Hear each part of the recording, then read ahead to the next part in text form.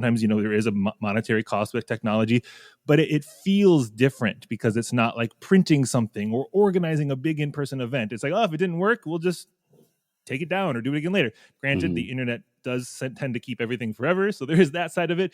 But I think I feel like once you've set foot into doing stuff in these online spaces, for most people, unless you're like, a 12-year-old who just grew up as Gen Z or Gen Alpha, whatever they're going to be next, we've all had some sense of, this is something new. This isn't the way I was taught. This isn't the ministry that I grew up with as a kid. I'm now trying a thing that I've never experienced before. So once you try it, it kind of opens up the ability to try, to innovate, to experiment, to fail fast so you can learn from it and then try again.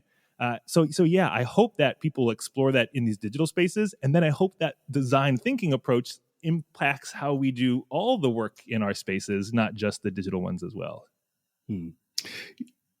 Generation-wise, I'm kind of the geriatric Generation X, and I'm old enough to remember maybe about 15 years ago when MySpace and kind of social media was starting, that there was actually kind of a movement or a kind of a movement within the church and within mainline churches that was an interest in social media.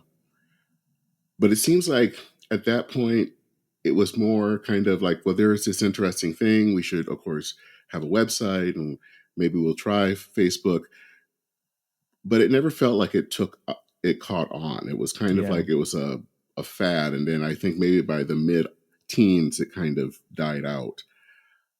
And of course, now the pandemic has kind of forced in some ways some change. Do you think that that's going to be bringing out more of a permanent change than what happened 15 years ago, which was kind of, it was new and let's just try out this shiny thing. But, this is still real church, and we'll, that's kind of nice to try.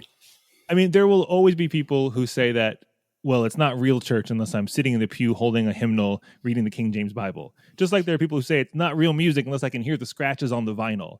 I mean, I'll probably be the old guy who's saying it's not a real book unless I can actually turn the pages. Although I do enjoy my Kindle because it lets me read in the dark while I'm nursing my 7-month-old.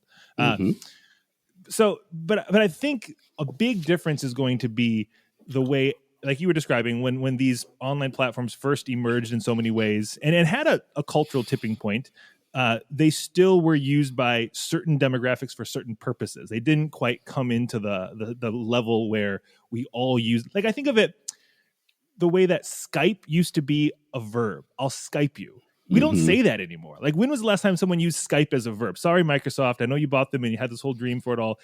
Now we say Zoom. I mean, but the reality is, pre-2020, we wouldn't have said Zoom. I mean, there were a handful of us who used it and knew what it was for various purposes, but the average congregant would have had no idea. Zoom, that's the sound a car makes. So I think the biggest difference for Sticking Point is the way it's just saturated itself into the wider culture, and especially the church culture, which can be a very hard culture to change. But once you make a change, they're going to stick with that change.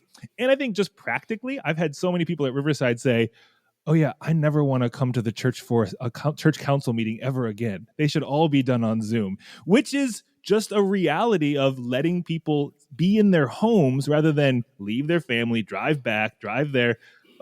So there's just a convenience people found. I think the fear prior to all this would have been, but it's not as good. It's not as real. It's not as meaningful. It's not as effective. And it's like, wait a minute, it is. And in some ways, maybe even more so. I've had congregants at Riverside say these years during the pandemic, and we had like over a year where we had no in-person services at all. It was online only. People said during that time, they felt more connected to the congregation than they have in decades. And I think one reason is because we were doing so many, after church virtual coffee hours on Zoom, lots of small groups on Zoom. And I think one unique thing on Zoom is it does two things simultaneously. You get an implicit, an unconscious glimpse into the person's life behind them, unless they do a virtual background, which also tells you something about them. But you get to kind of see their lived experience in space in a way that you don't when you come in whatever personification you're bringing to church that day in your outfit or whatever. But then you also have the name that's kind of embedded on screen. So you always got to connect names and faces. And it was just reiterating who we are as a community. And those things were just built into the platform unconsciously. We just dove into that water and immersed ourselves in it and then came out and said, oh, this was pretty cool. So I think it's those kinds of experiences, the ways that church folk had meaningful experiences in these digital spaces, now leads them to say, yeah, this is the